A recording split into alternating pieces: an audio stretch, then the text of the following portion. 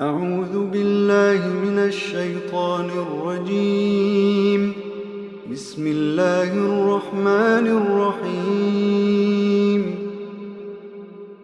مثل الجنة التي وعد المتقون فيها أنهار من ماء غير آسن وأنهار من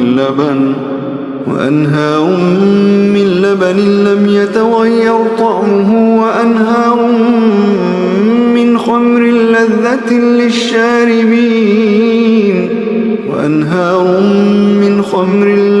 للشاربين وأنهار من عسل مصفى ولهم فيها من